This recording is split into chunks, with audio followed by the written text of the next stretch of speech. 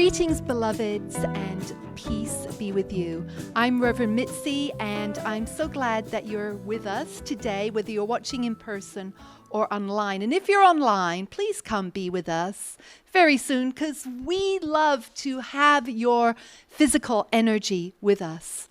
So I'm so glad that you are here today, because I am starting a brand new series which I've been researching and putting a lot of work into. And it is entitled Unwrapping Christmas. And I'm thrilled to be taking this mystical 4-week journey with you that will culminate on Christmas Eve, for our Christmas Eve service that evening.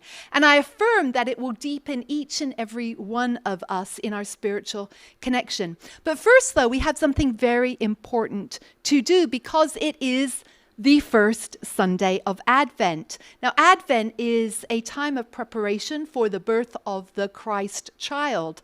And it overlaps with what we currently think of as Christmas, because Christmas actually begins Christmas Eve and goes up for 12 days, hence the 12 days of Christmas.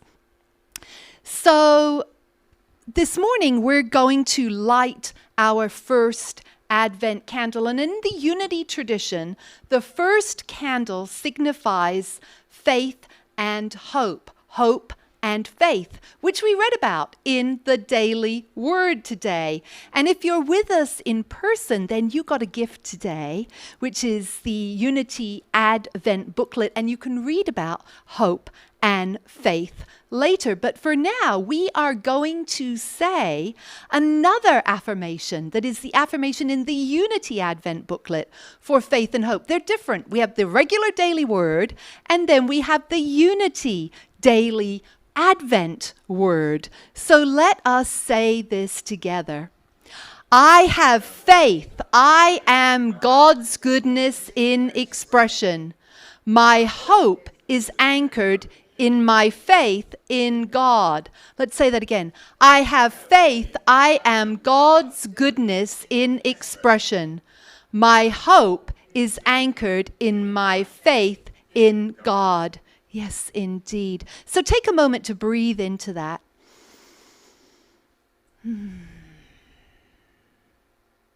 Yes, indeed. Faith and hope. And I almost forgot to light the candle. So there we have it.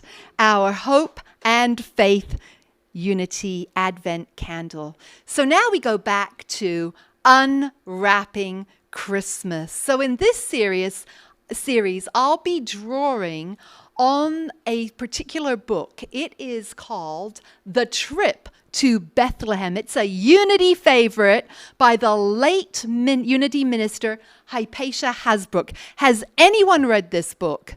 No. Good. I am so glad, because it is deep, and my goal is to unpack it with you. It's really, really rich. It's so rich. And so throughout this series, we're going to be looking at some of the myths and archetypes that surround the Christmas story and what their deeper metaphysical meaning is, and how millennia later this story that we celebrate every year is still relevant to us in our lives every year.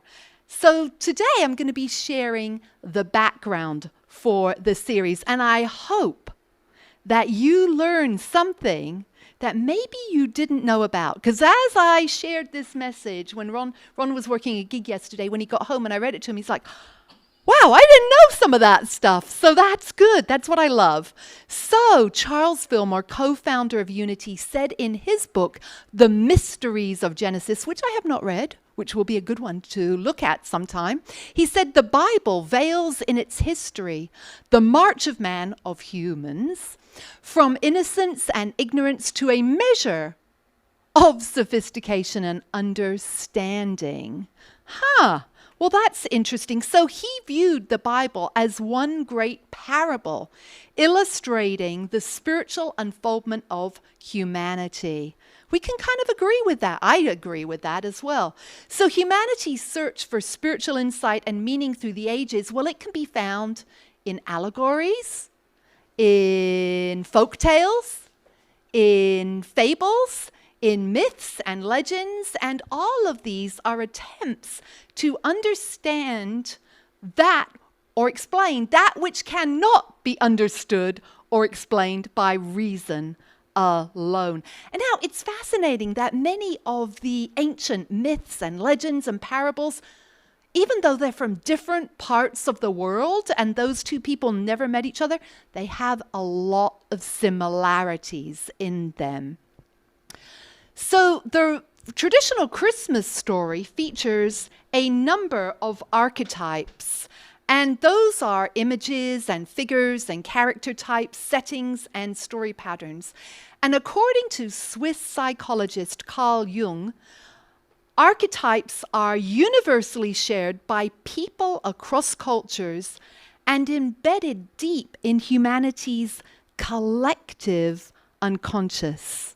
So Jung founded this term, collective unconscious, and he asserted that narratives filled with archetypes subconsciously stir the mind because they evoke concerns and responses which can't be logically explained. They're a way to explain things. So we know that for centuries, through prose and poetry and pageant and painting and sculpture and song and dance and a whole myriad of other ways, that people have retold the story of the birth of Jesus.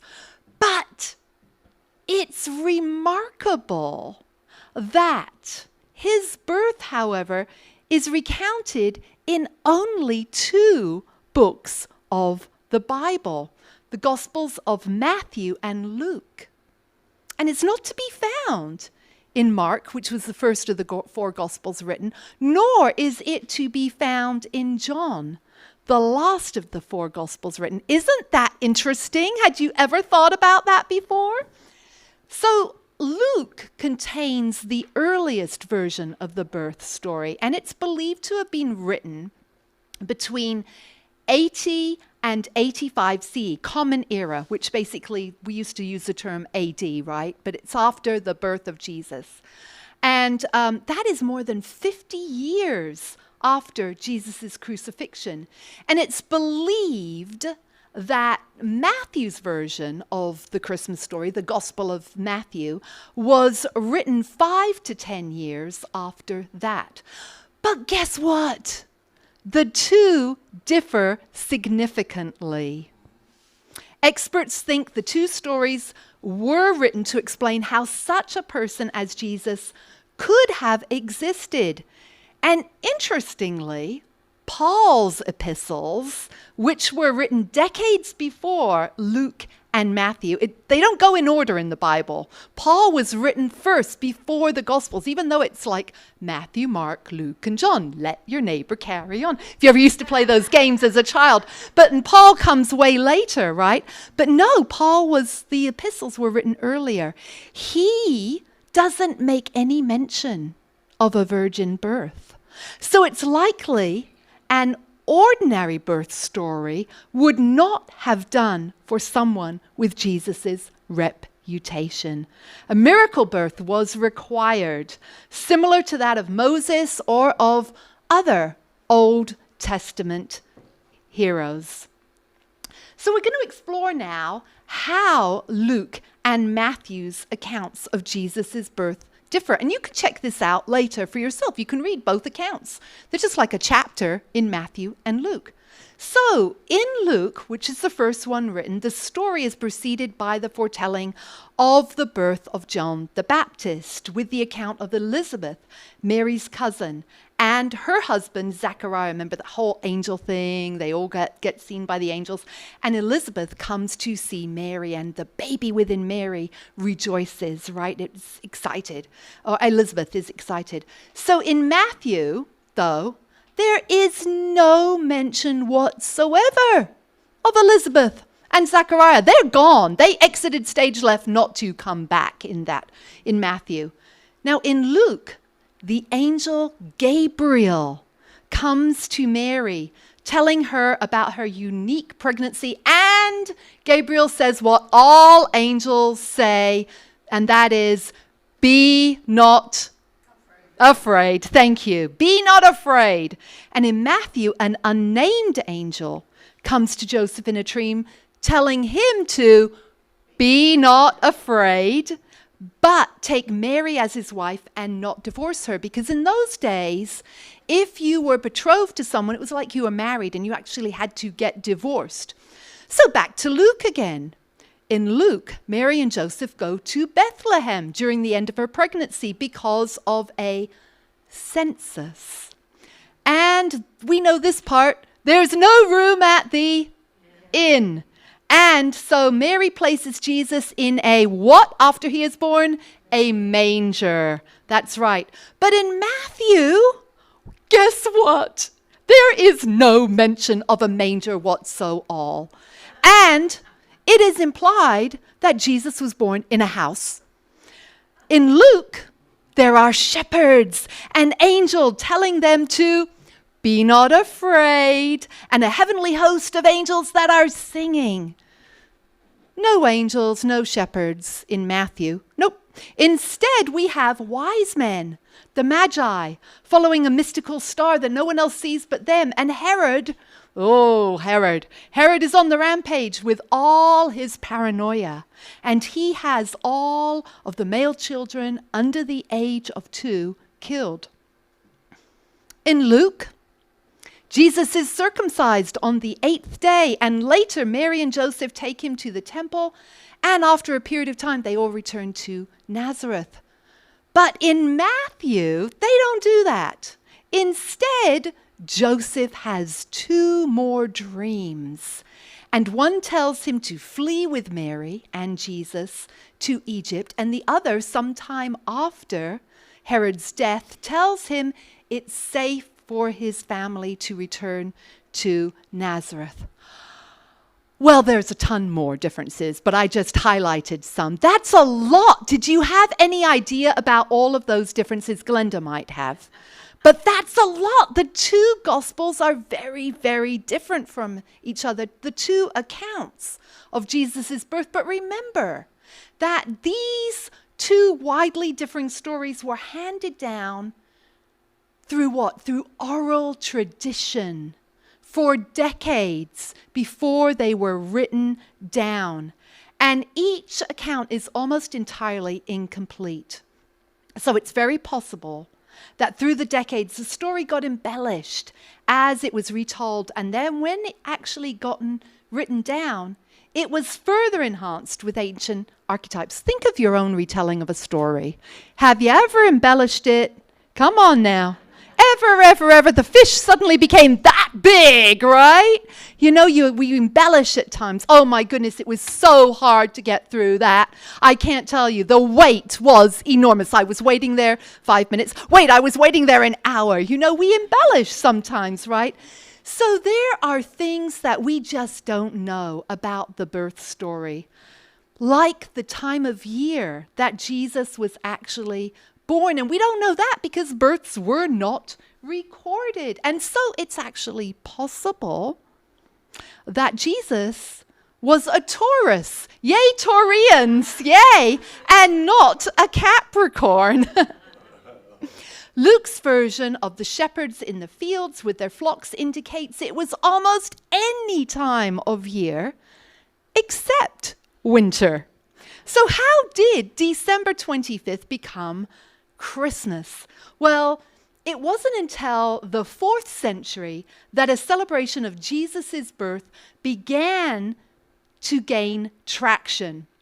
And church leaders chose December 25th to merge with the pagan festival of winter solstice, which celebrates the increase of light. We get to the longest, darkest night, and then all of a sudden it starts to get lighter incrementally again. And it celebrates the triumph of the sun over darkness, S-U-N over darkness, S-O-N over darkness. And so this custom in itself, a response to an archetype, contributed to the evolution of the Christmas story. However, it was not until the 9th century that Christmas actually became a major festival. And along the way and continuing through the centuries, the two gospel accounts probably had a lot more embellishments, which upon close metaphysical interpretation and to add even greater spiritual significance to us. So to support us in unwrapping Christmas, it's really important that we understand that each Bible story contains 3 levels of meaning. Now, I shared a little bit of this in our recent series on Jonah, but we're going to go into it in more detail right now. So the 3 levels of meaning are literal, moral, and metaphysical. So the literal, that is the who, what, why, how, when, where of it. And literally, the Christmas story recounts miraculous events that culminate in the appearance of the only person to be, paradoxically, according to many Christian leaders, fully human and fully divine. In unity, however, we teach that the Spirit of God that dwelt in Jesus dwells in every single person, and that every person has the potential to express the Christ as Jesus did by being more Christ-like. Note the potential. Some people aren't expressing their Christ-like features or qualities at all, and we acknowledge that. But within them is the potential. So then we move to the moral level. That means the implied lessons about consequences of choices of behavior when dealing with other people or natural forces, when pursuing goals or complying or attempting to defy God's activity. Think of Jonah. Go to Tarshish. No, thank you. So he didn't. And so a lot of things befell Jonah, right? He got stuck in the metaphorical belly of the whale, the pit of darkness. And then he got out, and then he goes to Tarshish, and then bam, he's just not happy, right? He gets the plant. He's happy for a minute. The plant dies. If you missed the series on Jonah, you can catch it online. I love that story. It really identifies all of this. We went through it in that series. And morally, this Christmas story shows what happened when people cooperate or don't cooperate with God's plan. So Mary and Joseph cooperated, right? But metaphysical, the level that we're going to focus on the most in this series is the lesson about the spiritual growth and development of any human being. Metaphysically, the story invites us on a mystical journey within ourselves where we can find our full humanity and our own divinity, that inner Christ and our higher self. So we can choose to express our spiritual nature, or we can choose to ignore it. It's our choice, right? If we choose to ignore it, we can just continue hitting the snooze button. And on our spiritual experience through life, we can do that. Or if we choose to express our spiritual nature, we open ourselves up to discovering the place in consciousness where the Christ comes alive in us. So unwrapping this Christmas story has many elements. There's the stories in Matthew and Luke and those many differences. And there's the creation of December the 25th as Christmas. And then there's the traditions that we grew up with in our families. They might be universal traditions, or they might be traditions that were unique to our own families. And then there are the traditions that we've since, as adults, discarded. I don't like that tradition. I'm chucking that one out. Or ones that we've added to. And we've got traditions that are yearly traditions. We do them every year because they bring us a sense of comfort and continuity. And some that are kind of like, oh, I'll do this now. Or maybe we do them for a season. But most important of all, through all of this, through Advent, through everything, is our willingness to explore the mystical path. Would you agree with that? To be open to discovering more. Now, these words of mysticism and mystical, they can be confusing at times. It's like, what does that actually mean? But in unity, we understand them as direct connection with Spirit, the practice of the presence of God. all religions have an aspect of mysticism and mysticality.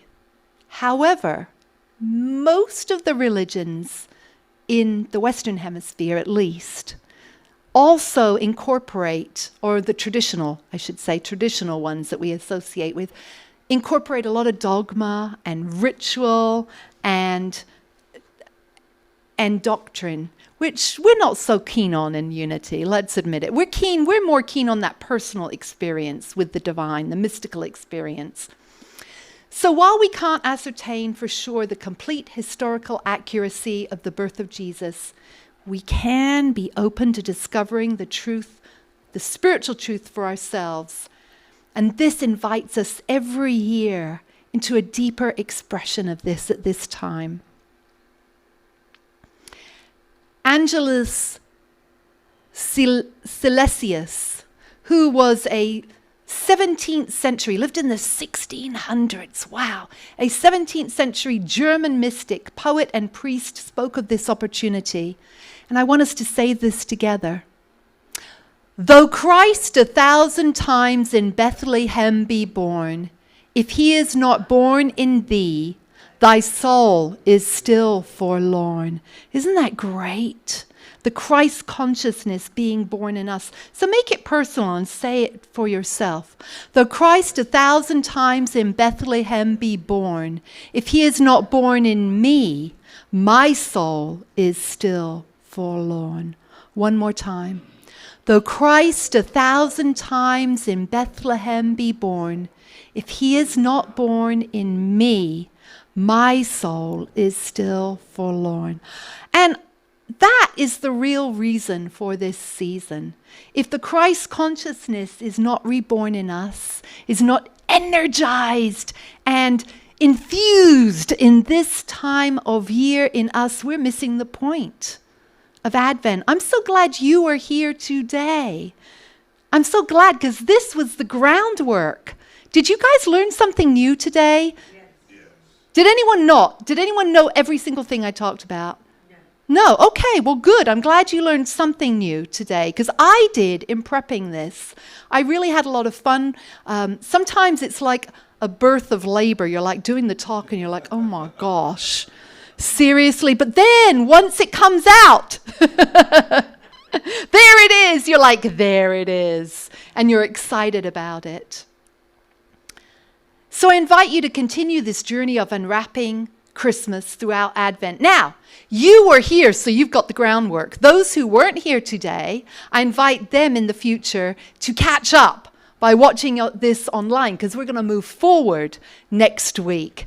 And I encourage you this week to read your Unity Advent book each day, to be open for more to be revealed on this journey of Advent. And so to anchor this message and hope for the first Sunday of Advent, there's a beautiful song from singers from Germany and UK and Canada. I played this before at Christmas, and it is absolutely a beautiful song about hope.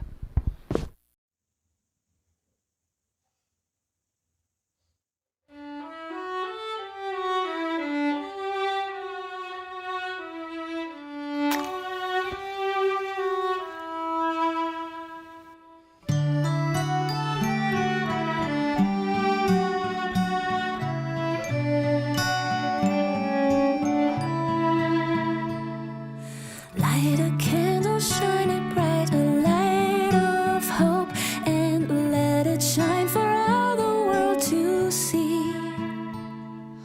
Light a candle here tonight, a sign of life that brightens up the night for you and me. Shine a light for everyone close to you. Shine a light for all who are alone. Shine it for the many whispered prayers, For the spark of courage in your soul.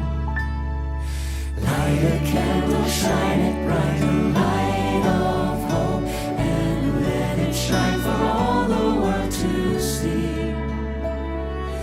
Light a candle here tonight, a sign of life that brightens up the night for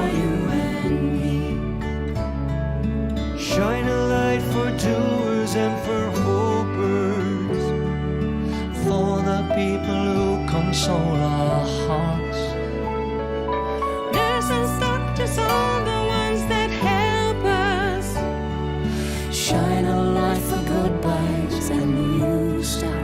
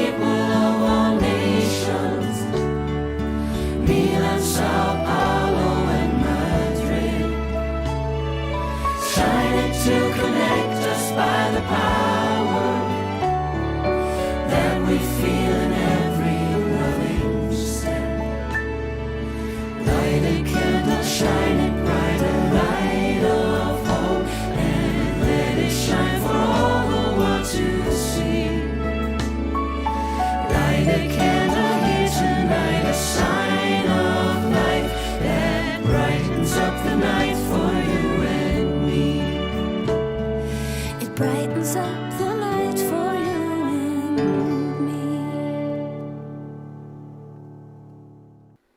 So let us say together, I am a beloved child of God, here to be an ambassador of good.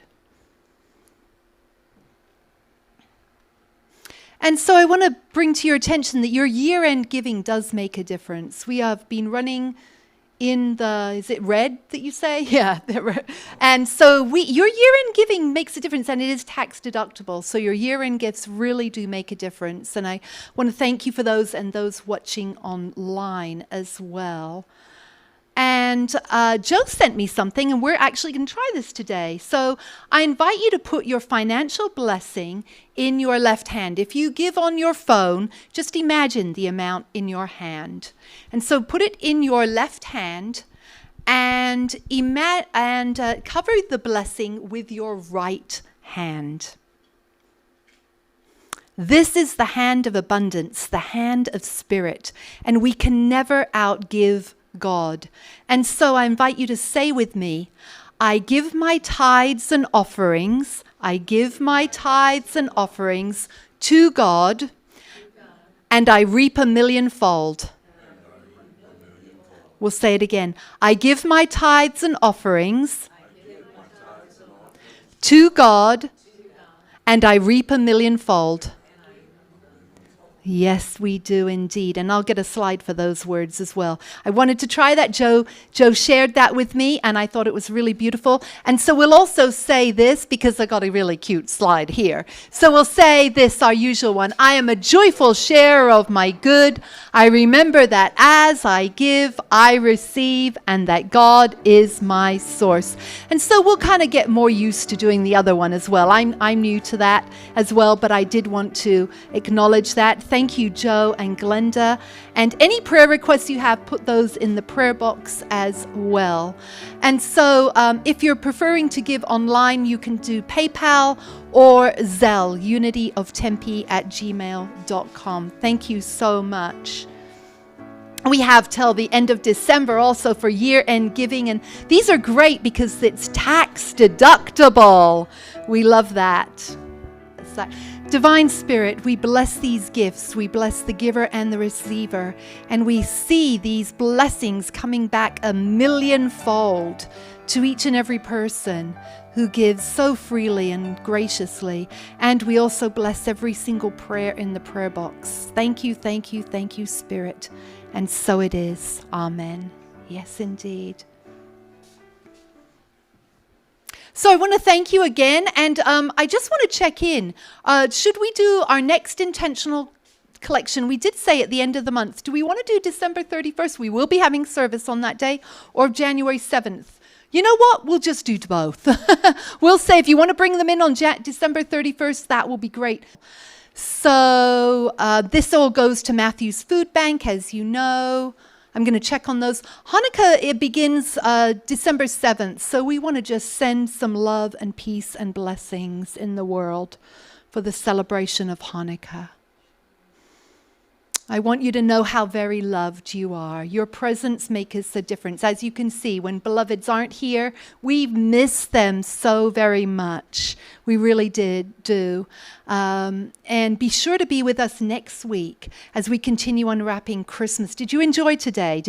So bring someone, invite someone, come back, learn about this. We're going on a mystical journey.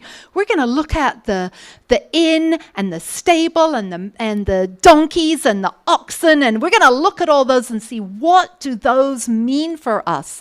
And Herod, and metaphysically, what does this have? This story that we celebrate every year is so important to us.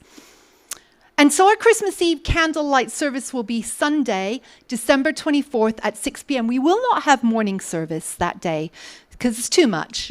We're just going to do evening. But I want to ask you, is that when you want to do the gift exchange? We did it last year do we want to do it on Christmas Eve? Okay, so we'll follow it. We had yummy snacks last year. We had someone brought like hot cider, non-alcoholic cider in a hot pot. I've got a hot pot that somebody can use if they want to bring it. I don't know if I'll bring that or what we'll bring, but let's bring some snacks. Let's have fun. I believe that our Gary family will be back. They get back just in time for that service. So, Corey, they'll be back from Puerto Rico, so we're excited. But be thinking about the gift exchange, something small, but something that you would love to receive. Not something you're like, I don't like this, I'm going to give it to somebody because I don't like it. No, it's like, I really would love to receive this gift. It can be under $10, under $15. It could be under whatever. Whatever you have. It could be something you already have, but something that you would love to get. That's when we're really giving beautifully. So I'll keep announcing that. Any questions about Christmas Eve or anything to add about that? Anything we want to do around that? All right, we'll just keep getting our energy around that. So yes, let's have a lighthouse moment right now and see this filled up. See this community filled up, and those who aren't here today coming back, being with us. They've got other things doing today, but we see them here. Let us say the prayer for protection together. The light of God surrounds us. The love of God enfolds us. The power of God protects us. The presence of God watches over us. Wherever we are, God is. All is well, and we are grateful. Beloveds online, have a magnificent week, and we hope to see you in person next week.